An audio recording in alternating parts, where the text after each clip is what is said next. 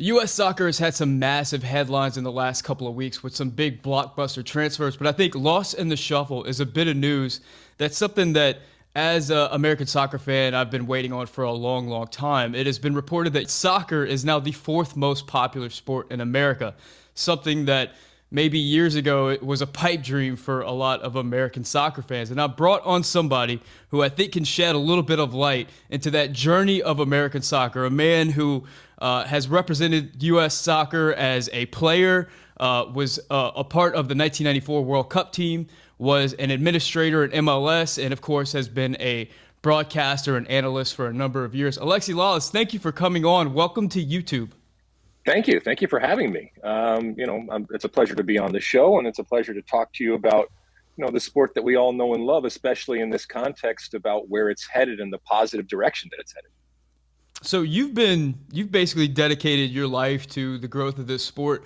What does it mean to you whenever you hear that soccer has passed up the NHL as the fourth most popular sport in America? Or I should say, soccer has passed up hockey as the fourth most popular sport. Right. Yeah. And that's an important distinction. It warms the cockles of my redheaded heart. And, it's something that we have been working for, decades and decades and decades. And by the way, just because you get a piece of good news doesn't mean you finally reach the summit. You still got a long way to go, and we still got a lot of work on and off the field. But, this pushing of this boulder up the hill, which is what it has been for a number of decades, it gets a little bit easier, but it is still a labor, but a labor of love, as you know. And to see some of the fruits of this labor in the form of numbers when it comes to TV, numbers when it comes to people playing the game. Also, just in general, the perception of the sport and the acceptance of the sport out there. I think that all of that contributes to the success of soccer in the United States, with this understanding that it's always going to be uniquely American because of our unique background and history with all the other sports, all the other leagues. And that's okay. That's not a bad thing. It doesn't mean that it can't be the most popular sport in the United States, but it's always going to have this American flair. And that's actually something that I think we can actually lean into and really use to our advantage going forward. But this is nice. And we just keep knocking them off one by one. And, it's important. You mentioned, just I'll finish with this, the distinction between specific leagues relative to popularity as opposed to specific sports relative to popularity. There are lots of people out there that skate and play hockey. Doesn't necessarily mean that they're huge fans of the Detroit Red Wings or the NHL or something like that. And we always say when it comes to Major League Soccer, something we talk about a lot, it's not that Major League Soccer doesn't have soccer fans in the United States. It's that Major League Soccer doesn't have enough MLS fans in the United States. Mm-hmm. So this is in totality what soccer has become. And that's a good thing for everybody. Yeah, and that's an important point.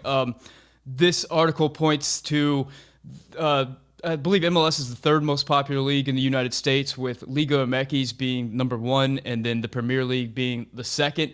So it is a gathering of statistics across a multitude of leagues. And of course, we just saw La Liga signed a big contract with ESPN for big money, which brings hope towards MLS getting a big contract in a couple of years whenever they go to negotiate. But I think the important thing here is you spoke to it a little bit in your answer there, is that it feels like there's been sports that have come through that have sort of been flash in the pans that have kind of gained popularity and kind of gone away quickly in the United States over the last 50 years or so.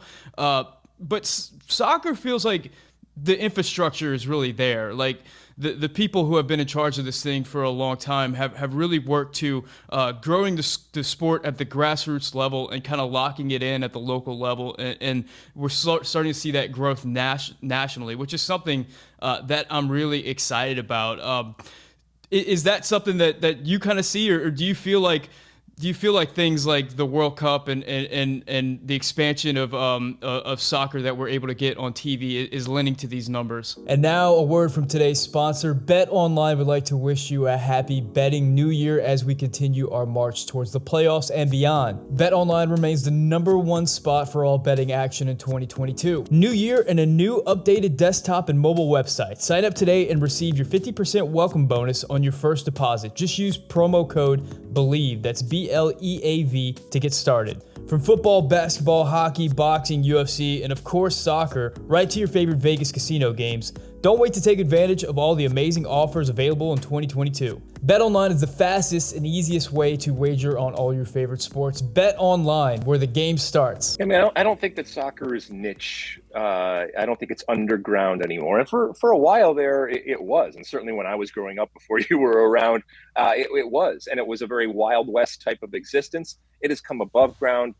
It is no longer niche. Like I said, the community and the family and that tent.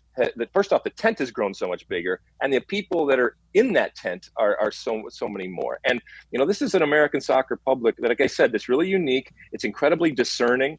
To your point about all the other leagues that influence, unlike many other countries and cultures out there, we have all of this different influence, and therefore all of that competition. Now it's all soccer, yes, but within that soccer ecosystem, there's all of this competition going on. And as I said, that's not necessarily a bad thing, but what it does do is create a unique soccer fan in the United States that, like I said, is incredibly discerning, incredibly intelligent, incredibly well-versed on the world, as opposed to just specifically their team or their country and culture and league. And that is a distinction relative to many places around the world, and certainly a lot of places in Europe. And I think that's a good thing, and that's a fun thing to see. And when I sit down with you or others, we have our local or our regional affiliations and love, our national affiliations and love, and then we also have our international affiliations and love. And so a typical American soccer fan, I think, is so much more in tune with the world of soccer and wants to be. They may think globally, but obviously they act locally, to borrow a phrase. And I think that makes them, much more diverse and as I said, much more appreciative maybe at times of the soccer that exists all over the world and in their own backyard. Yeah, the American soccer fan right now, as you said, knows a lot about the game, knows a lot about a ton of different leagues around the world, which might be different than a lot of fans out there. But it's also increasingly young, and that's something that is pointed out in the statistics of the World Soccer article, is that soccer fans on average are a lot younger than a lot of the fans for a lot of the other leagues. They point to baseball specifically as having an average fan of like 57 years old, whereas soccer it's like 30, and for kids that are, I believe it was like 10 through 15, that soccer was the second most popular sport amongst them. And we're seeing that reflected in the fan base. Whereas maybe whenever a decade ago, whenever I was tracking Yanks abroad on these websites that had one line that said, Josie Altidore played 45 minutes and got a yellow card, and that was my Yanks abroad fix for the week. Now we have a ton of kids everywhere. I think before, I remember interacting with soccer fans, and they always seemed much older. They tended to always have beards. They were really into craft beer. They had some German club that they supported that nobody else cared about. But now it's a much younger fan base. It seems like there's a much different energy amongst the fan base. Is that something that I'm noticing, or have you seen that as well? How have you seen the fan base for American soccer kind of change over the years? I mean, it's absolutely something that is very important, and I think very valuable to the American soccer business. Let's be honest. Notwithstanding my beard here, I am an older person when it comes to the game, and it gives me a little bit of perspective. But you know what? Some things never change, and the principles of business, in that getting to people at an early age and creating customers for life, and if that lifespan is that many more decades than an older group, that's more beneficial to your brand and to your product ultimately. And the product is soccer here. And so if you are an advertiser out there and you are hoping to target a specific demographic, and it's not just age, it's the diversity that I talked about, the Latino and Hispanic market, all of those different things. And then also the global and international aspect of it. As one of the things that attracts a lot of soccer fans in the United States to the game is that it's beyond their borders. And, I think that there is a generation that really kind of wants that as part of their sports landscape and doesn't want to be so homogenous and nationalistic about the sports that they follow. And, we understand. I mean, one of the things, even in my 50s here, when I think back of what attracted me to the sport, Part of it was that I would go out on my sidewalk, and I knew that there was a boy or girl my age on the other side of the world that I had very little in common with, that was doing the exact same thing. And that to me was pretty cool. And look, I played hockey and football and baseball and basketball growing up and all these different sports, and I love them. But that international aspect of it was really, really appealing. And I think that drives a lot of the interest. And then you look at, the FIFA game and all the different things. And let's be honest, there's gold in them, their hills. And so products and businesses, what these clubs are now look, and not just clubs, but leagues look to the U.S. and have been going to it, and not just European. You look at the Mexican Federation, and you look at the Mexican clubs. So this is an area and market that is ripe, and it is ripe to be picked internationally and obviously domestically. And I think that bodes well for future TV contracts, and obviously for the future of the game here in the United States, be it professional, men's, women's, multiple levels, and then just the ecosystem that occurs around a sport. Having young blood and young influence, that's what you want, and that's what every business and that's what every product wants to market to.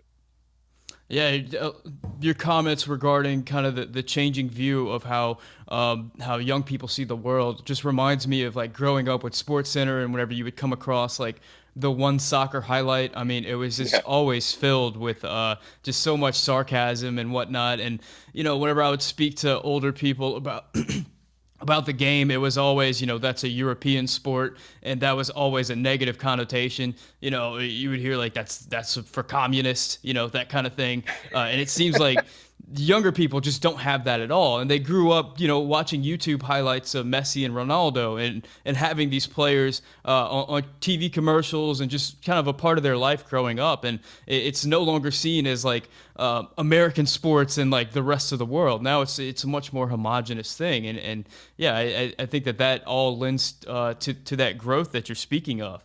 I think let me just say something, because I'm coming to you from the Fox offices here in Los Angeles, and so like Skip Bayless is down the hall, and Colin Cowherd is down the hall, and these guys, I worked with them back at ESPN before I was with Fox, and I will say that you're absolutely right in terms of this generation that now looks at soccer just like anything else. It's part of their palette of sports out there, and that's a wonderful thing.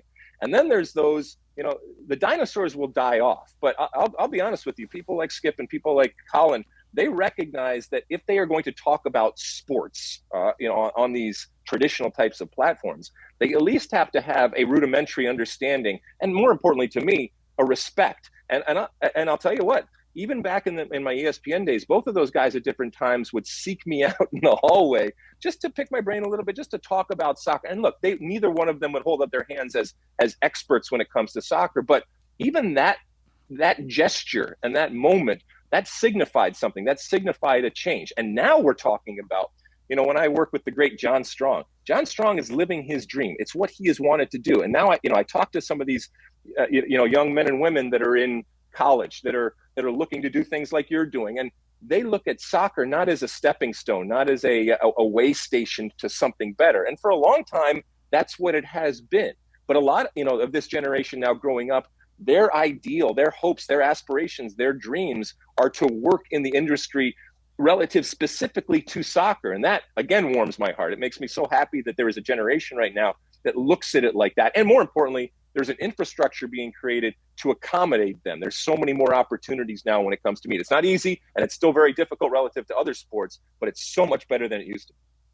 Well, let's talk a little bit about that in industry, because the main league in the United States, of course, is MLS, and MLS is a league that's grown tremendously in the last 25 years. However, there's still a long way to go, and I think for Americans, we're always going to have this mentality that it's not going to be good enough until it's the best, right? I think that's just how we are wired as Americans, and just how we see the world, and we forget that MLS is, at this point, like, there's a lot. One of the big debates recently was whenever James Sands went to the Scottish Premier League. The debate was, is that a lateral move or is that an upward move? And it's so interesting because I remember whenever Carlos Bocanegra and Maurice Edu were playing in the Scottish Premier League, that was seen as like those were big clubs at the time, and Right. part of that is because of the Scottish Premier League has gone down, but part of that is because MLS has gone up, and we're seeing MLS as at a level with some of these like the Belgian league, the Scottish league, some of these lower tier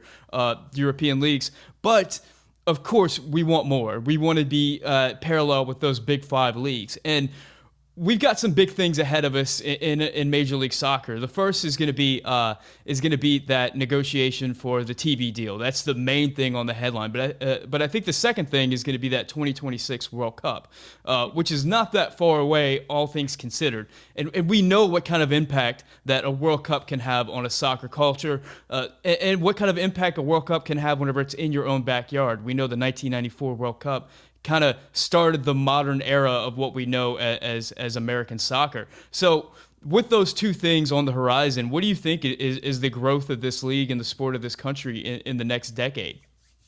Well, I think you hit on right on the head in terms of the two kind of seminal moments. One from a business perspective, and I guess both from a business perspective, but much more so. I mean, this next contract, everyone looks to it to kind of represent where you are and where you're going. We all know that TV contracts in sports are the ultimate measurement of how big you are, how popular you are, and more importantly, from an asset perspective, how much you're appreciating. And relative to most other sports, Major League Soccer has had a paltry and small type of contract. I don't know what the next one's going to look like. Obviously, it's happening at a time and in a landscape that has changed dramatically just over the last 10 years. And now you have Amazons and streaming that are big players in the game. And so there's the question of what's going to happen. Regardless, whatever it ends up being, I mean, it's going to be more. It's just about a matter of how much more, and therefore, what does that say about where MLS and I guess soccer is going? And then you have 2026. We've seen already people trying to get their ducks in the row, and not just Major League Soccer, but soccer in general, because that's a wonderful signpost or lamppost, whatever you want to call it. But this rampway that we have, while it looks long right now, to your point, it's going to come very, very quickly, and you want to use it. And the circus is going to come and leave town. But what is it going to leave? I'm talking to you today because of the 1994 World Cup. I'm a product of the power of what a World Cup can do to an individual. And that's going to happen again in a whole other stratosphere and level because of the very different landscape that World Cup in 2026 is going to be relative to 1994. But still, it's an opportunity. And leagues have to use it.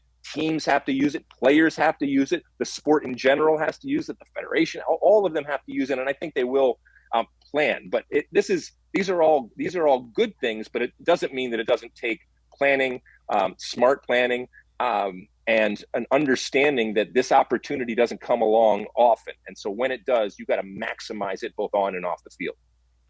You have a firsthand knowledge of the early days of MLS. You were one of the you weren't in the first year, right? You were I was second year there from the very you first. were first year. Very first, Okay, yep. there you go. So I mean, we've all heard accounts of what it was like in the league at that time, of like Kentucky Fried Chicken meals after games, and not great hotels, not great transportation, all that stuff, and kind of all that entails, players having second jobs and stuff. I don't think enough is made of how quickly the league has grown, but I'm curious, as someone who was both a player in those early days and you were administrator in one of those big eras, like the Beckham era, whenever that all the circus really came to town for MLS. What were some kind of landmarks for you along the way where you saw them and you were like, man, things are really changing in this league? Yeah, I mean, so even within the time that I played, the 7 or 8 years that I was around, I saw dramatic change. And whether it was the increase in salary, whether it was, players forming an association, whether it was obviously the infrastructure and the stadiums, the soccer-specific stadiums coming online, even expansion, and I guess retraction to it at a certain point. So that all happened within the space of 10 years. And it was amazing to see and to be a part of it. It's interesting. I'm coming to you, like I said, from the Fox studios here, and we're about to record my podcast, the State of the Union podcast. And one of the things that we're talking about today, myself and David Mosse, is the Love David Mosse, by the way. He's Big awesome. fan. I'll tell him you said, hey. My mom loves him. Everybody loves David. I get it. No, he's wonderful, and he makes this show, and believe me, makes us all smarter and better with what's going on. But one of the things we're talking about today is that massive change that has happened, and you have a generation right now that's waking up today that knows of none of the challenges and the problems and the real difficulties that existed on and off the field starting in but not just starting in 1996. Let's be honest, going back into the 70s and the 80s, and it was complete Wild West. And now they wake up and they are given, and this isn't me grumpy old manning this thing, but they are given everything. And I take great pride in the fact that they have no clue about what happened before, that they get up and they are, many of them from a very young age have wonderful coaching, wonderful facilities, medical opportunities, educational opportunities, all of these different things. And they are put in this cocoon to develop and given every opportunity to succeed, and don't have to go through some of the twists and turns and the problems that so many of us had to go through. And that's a wonderful thing. That's what we've worked to create. And so when I think back, to your point, when I think back about the beginning of Major League Soccer, yeah, we were trying to figure it out, and it was, fake it till you make it. And we've made it to a certain extent. We still got a long way to go, but I mean, those kids, when they wake up today, I'm happy that they are in a much better place. In the same way that as parents, you want your kids' future to be better than you had it. It's just the same. I mean, I'm a proud papa, as we all are, and all the men and women that worked so hard to create this. And these are, in essence, our soccer kids, and they are being given more. And but with that comes higher expectations, and that's a good thing. And so when we see a Ricardo Pepi, for example, not that he didn't struggle in work, but the opportunities that he has relative to previous generations are night and day. And that's a good thing. The pathways are wider. They're more abundant. I mean, I went to Europe because I starred in a World Cup. You shouldn't have to star in a World Cup to get those opportunities. And now we're seeing players that basically don't even play in Major League Soccer, even a game, and are getting transfers and getting opportunities over there. So that's wonderful news. Yeah, absolutely.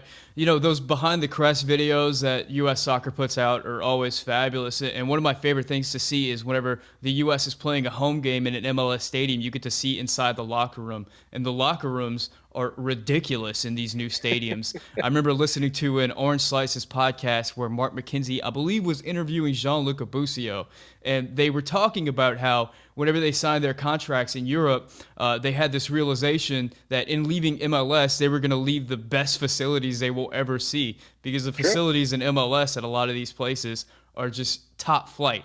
Now, you mentioned that with the new crop of U.S. soccer fans, with a group of fans that have never not known a world without MLS, that have never not known a world where soccer was on TV, there are different expectations. And of course, with this new crop of American players that we have that are playing on some of the best teams in the world, the expectations have risen a bunch. And with those expectations have come a lot of criticisms of the coach, criticisms of the federation, criticisms of MLS. But one thing is criticisms of the media. We've been seeing that a lot lately. So you're a guy who's always not far from controversy. And that's been kind of your MO throughout your career. I'm curious your thoughts on kind of the bevy of criticism that the media has been receiving from fans lately.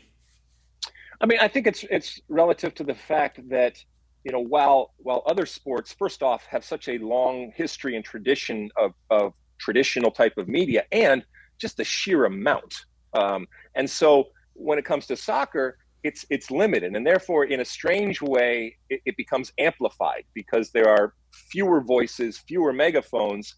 They are that much louder. But with the evolution and the growth of any sport, all of it's going to evolve, including media. And what is a platform? What is a broadcast now? Well, there's so many more definitions, and there's so many more opportunities and avenues and platforms from which to get the word out. And this is a good thing, because we don't monopolize the talk when it comes to the traditional platforms out there. So we have to find different ways. And with that is going to come criticism. And look, I take it every single day. I've been doing this for decades. So nobody likes to be criticized, but when it's done, I think, in a fair and respectful and a civil way. And then, by the way, that doesn't mean that it can't be emotional and passionate, and that you can't use biting words or anything like that. I mean, I'm a big boy, you're a big boy. We can figure this all out when we are criticized, and some of it is fair, some of it isn't, but it doesn't matter. I mean, I just, whether it's directed at me or anybody else in the media, I enjoy that, because that to me signifies progress. That to me, I equate that with big time sports. And if we are going to be big time, then everything is going to be critiqued and criticized, including individuals, including the media as an entity. And ultimately, I think it leads to more debate. I don't think we have enough discussion and debate when it comes to our sport, and a lot of it is kind of hidden at the bar or on the couch or wherever, but it's starting to come out, and that's what drives a lot of the other sports. I mean, last night people are talking about the Dallas Cowboys and not being able to finish it, and that play and all that kind of stuff, and that's the water cooler talk. Whether you're an NFL fan or a Dallas Cowboy fan or not, you saw it. It came on your radar, and for soccer to grow, that type of stuff has to be consistent. Yeah. I always say that there's only like 3 real discussions in U.S. soccer, and we always just kind of rehash those discussions in different ways. And one of the main ones is MLS versus Europe.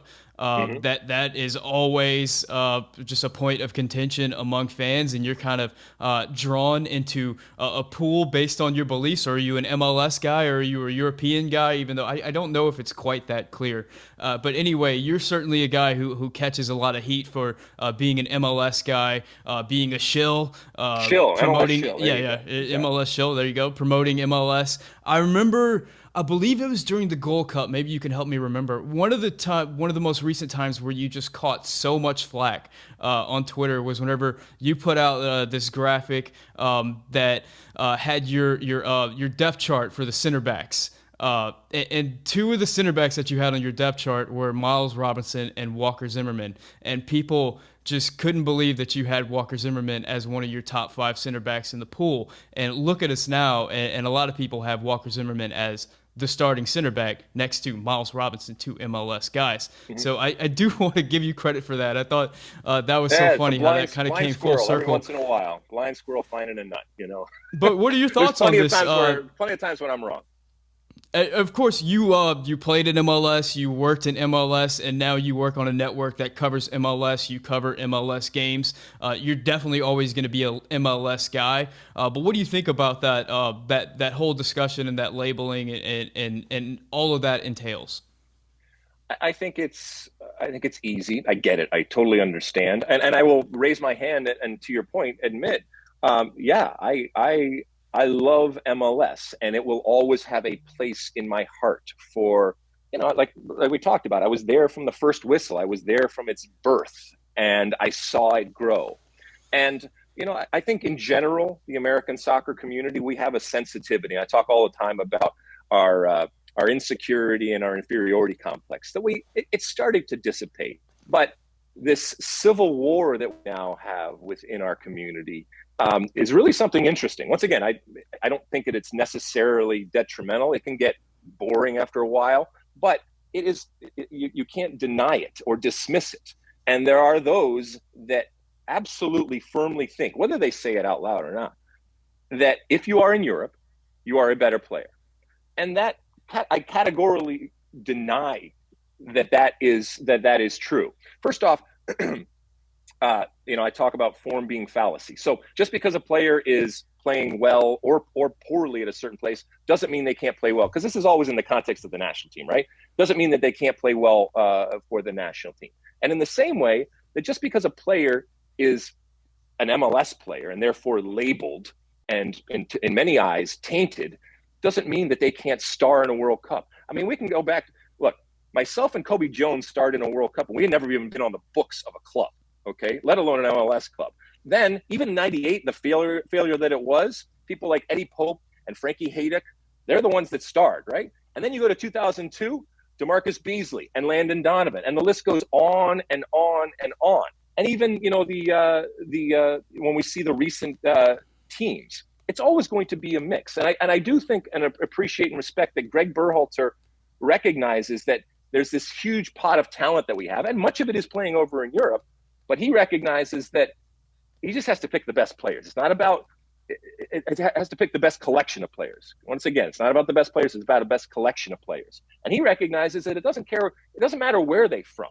Now, are you going to hedge your bets at times? And are people that play overseas going to give them the benefit of the doubt? Yeah, that's just human nature. I understand that. But I will have this argument all the time. And, a Walker Zimmerman, for me, is just a great center back. He's just a great center back that happens to play in Major League Soccer. He'd be a great center back if he was playing for Liverpool or any place else in the world. When you say that, it blows a certain percentage of people out there. It blows their minds because they can't wrap their little minds around the fact that somebody playing in MLS, and once again, it's this undercurrent of resentment and once again, insecurity and inferiority that just bubbles to the surface, which means that they just can't. They cannot fathom that somebody could be good and playing in MLS.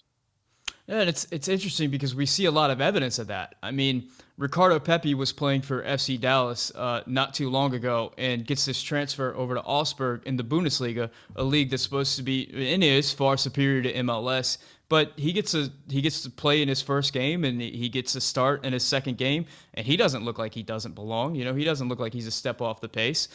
Same thing with Gianluca Busio, came right out of Kansas City, gets a start in Serie A and kind of gets a string of starts from there. Joe Scally didn't actually play in MLS, but he goes over to Borussia Mönchengladbach and doesn't seem to be missing a step over there. We see Daryl Dike leave Orlando, go right to the championship and just kind of integrate right there. So I don't see this, if it truly is that MLS is very far behind the rest of the world, you would see that whenever these players transfer, there would be a time where they need to improve. I mean, for some players we see it like a Brian Reynolds. He gets put on the shelf over at Roma and is a project player. But you would think that if it was true that this league was so far behind the rest of these leagues, we would see that from all the players, that it would be a reverse, that the players that break through would be less than the players that don't break through. And that's not what we're seeing right now. So it's, how is it possible that Alphonso Davies, whose only experience was playing in Major League Soccer, and playing, by the way, for not a great team in Major League Soccer, and he becomes the best left back in the world, arguably the best left back in the world, playing for arguably one of the great teams. How is it possible that can happen? I will say this: when you're doing the compare and contrast with leagues, and you said that this is a better league and this is a better league. First off, I can't tell you what the best league is any more than I can tell you what a good bottle of wine is, or a good-looking person is, or a great piece of music, or it's subjective. It's left to interpretation. I can tell you what the most popular league is. I can tell you what the most expensive league is. I can tell you where most of the world gravitates to, but I can't tell you what the best league in the world. And when you're comparing and contrasting MLS, as you know, the structure of Major League Soccer is so unique, and it's not being replicated pretty much anywhere else in the world. And so the experience that some of these players have is very different and very unique, as opposed to many other countries and cultures and leagues where you have the haves and the have-nots. We have the manufactured parity and the salary cap and the restrictions. And yeah, there's some separation, but I think that they are playing in a league that, because it's not that traditional haves and have-nots, people tend to look down on it.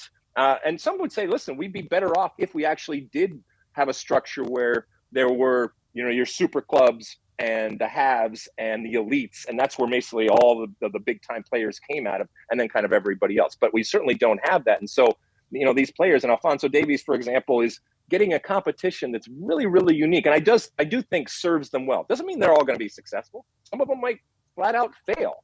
But if your only objective is to get to Europe, there's flights leaving every hour on the hour from JFK to LAX and everywhere in between. But getting to that right place that is a step up, to your point, and does make you a better player, and you're able to deal with not just the 90 minutes on the field, but the other 22 and a half hours off the field that sometimes we fail to recognize is so important. That's a bigger feat and a bigger trick.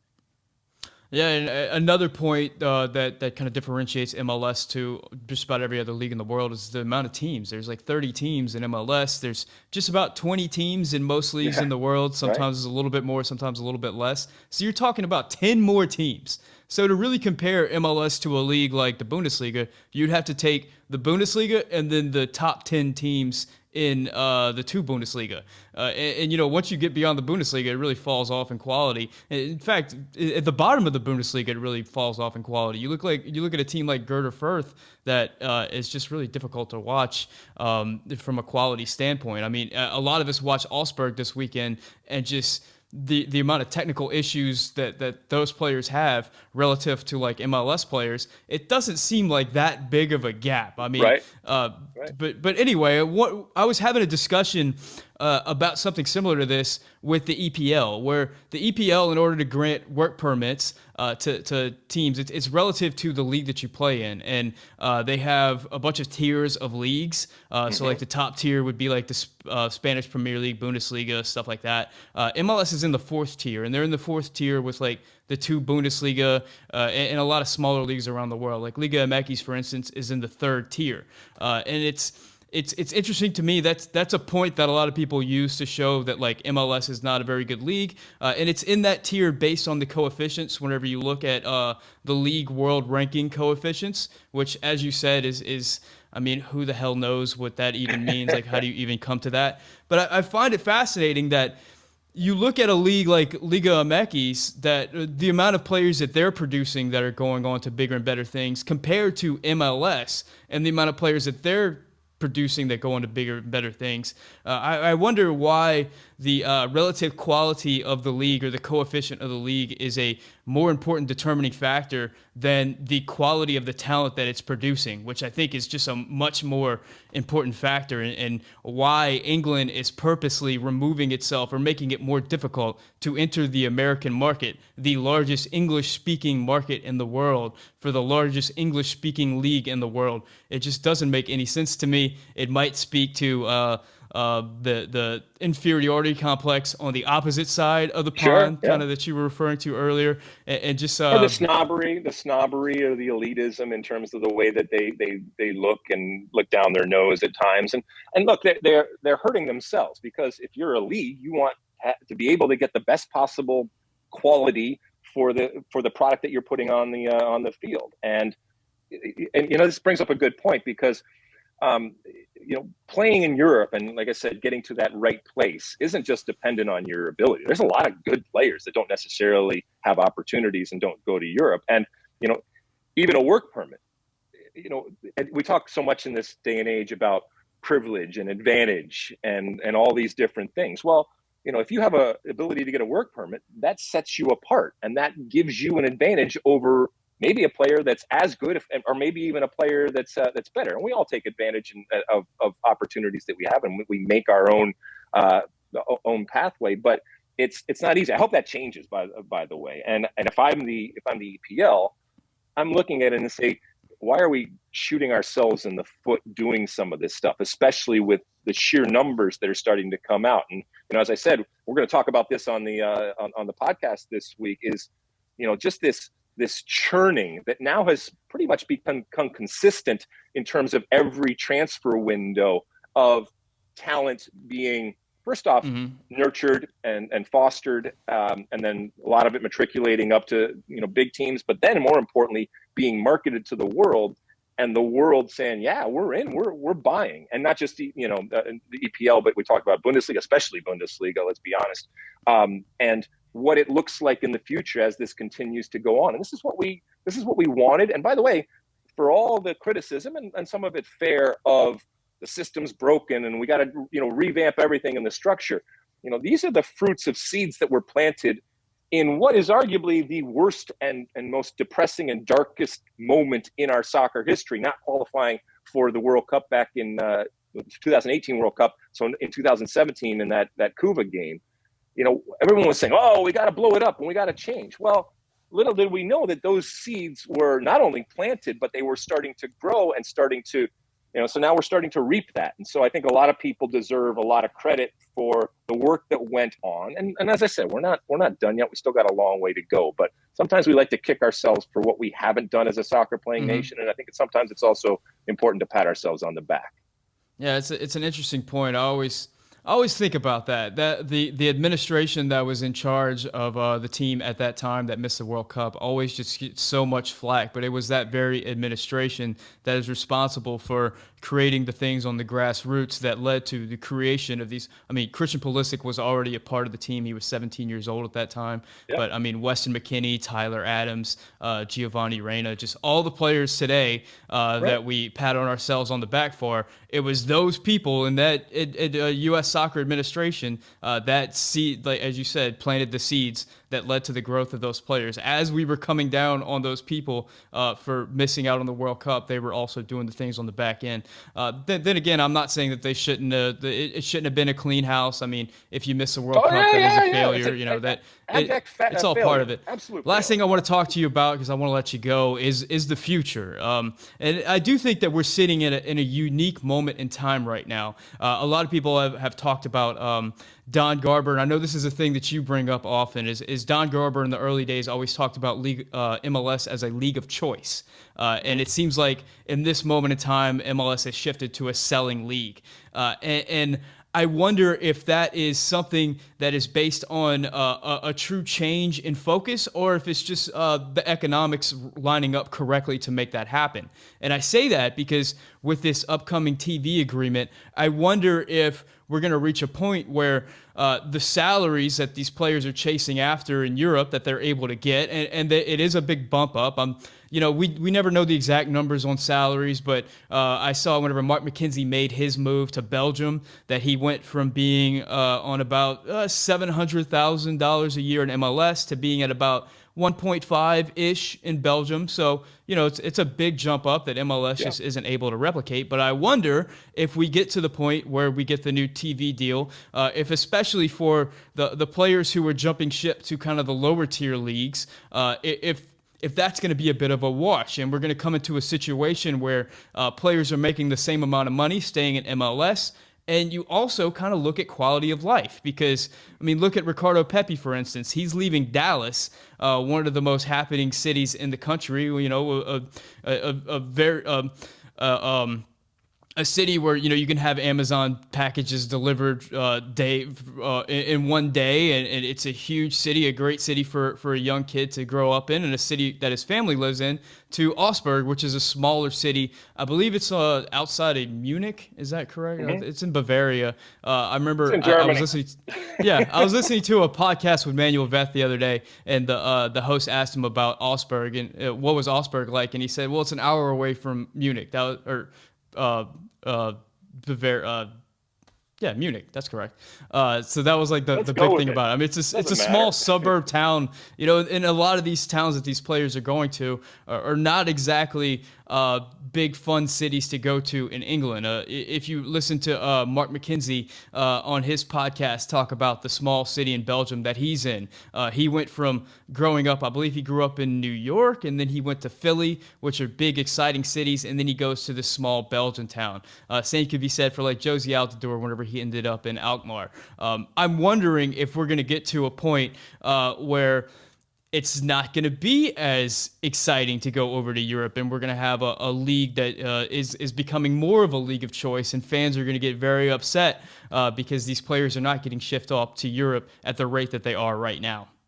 Yeah, I mean, this is something that's near and dear to my heart. First off, to your point about Mark McKenzie or others, look, I know that they have wanted this experience, but the grass is not always greener, and you would be surprised at how many players are, once the romance of actually playing in Europe is, you've experienced it. That's all fine and well. But if you could do the same thing and make the same money and live in that country and culture that you grew up in, that is really appealing. And so I was pleasantly surprised to actually see Dallas.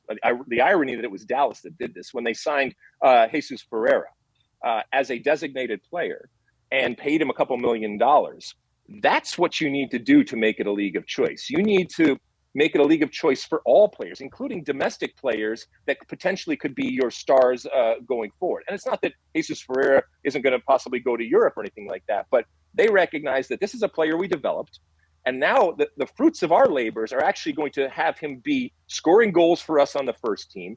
For people that are buying season tickets, it's a star, and we are going to pay him a lot of money and, life-changing type of money. And that's a good thing, and you need to do that. The problem is that domestic talent is not as sexy, either from a marketing standpoint or from a pure business standpoint, oftentimes in terms of that sell-on. We talked a little bit about how it's changing, but people get excited when you bring in talent as opposed to when you manufacture talent. But to Dom Garber's point, if I'm a season ticket holder or a potential season ticket holder, I don't care about youth development. Okay, that's all fine and well, but what kind of team are you going to put on the field? And is it a team that I believe is going to compete? Because it does me no good as a season ticket holder that pride wears off very quickly of that player that was in our system, and then we sold him, and maybe I saw him for a year, or maybe saw him for a couple games, or maybe I didn't even see him at all, but he has that FC Dallas or has that Real Salt Lake, or insert your team here pedigree. That doesn't sell me. I know for some people they love it, but for me it doesn't sell it. And I think I'm not alone in that. And so you got to be able to say, hey, we are not a farm team. Okay, we are not a minor league. Yes, we are growing, and yes, there are leagues and teams that are bigger than us, and yes, we are going to be involved in the global marketplace. But ultimately, I want to know that the team that I'm going to give money to and support is going to do everything it can to put the best product on the field and not just step back and be proud of the sales that they have had from a development standpoint. Because that, to me, that signifies right there that you are not wholly focused and concerned with giving me the best possible product on the field. Yeah, and that speaks to that whole American mindset that we're not okay with being a very good league. We want to be the best league in the world, and we're not going to be satisfied until we are. Alexi, I want to thank you so much for coming on. I think I can say that you are the best soccer player that's ever been on the Yank Report. So take that for what it is. Boy, I know that is a low bar, my friend. Man, we got to get you some more guests over here. Well, let me just say that I appreciate everything that you are doing. And all the work that you do, and I know at times it can be thankless, but thank you ultimately, because I say this often, because I think it's important. We started off talking about this new platform and this new and the unique ways that soccer people have found to get the voice out, and there's so many guys like myself that kick the ball that oftentimes get a lot of attention and credit. But the reality is that there's so many other people that are pushing that boulder. And you are one of them. You are one of many men and women in front of the camera, behind the camera, that are going out there and doing it and creating things and creating the discussions and the debates that I was talking about having. And it from an older guy, if you will, thank you for you and your generation and what you are doing for soccer, because it is as important as anybody that's kicking the ball. And ultimately, I think at times it can be more important, because you will sustain and you will last and you will document what is this incredible, vibrant, beautiful, passionate, crazy, ridiculous American soccer culture that we have grown and grown to love. Well, it's been a fun ride so far. I know you got a lot of stuff going on. You're about to record the podcast. Can you take a second to tell people about the podcast? Yeah, so the State of the Union podcast, myself and David Mossy, a soccer savant and a great friend of mine, we've been doing this now for many years out of the Fox studios here. Today it's out of the Fox studios. Sometimes we're doing it remote. Sometimes we're on the road and all that kind of stuff, and it's fun. It's as we say, it's a look at the beautiful game through the lens of red, white, and blue colored glasses. And so we try to, we've been talking about this American soccer tent and all these different loves and passions that we have in it. It's impossible to cover all of it. Let's be honest. I mean, we're not all savants like David Mossy, but we try to give people just a taste of what's going on each week.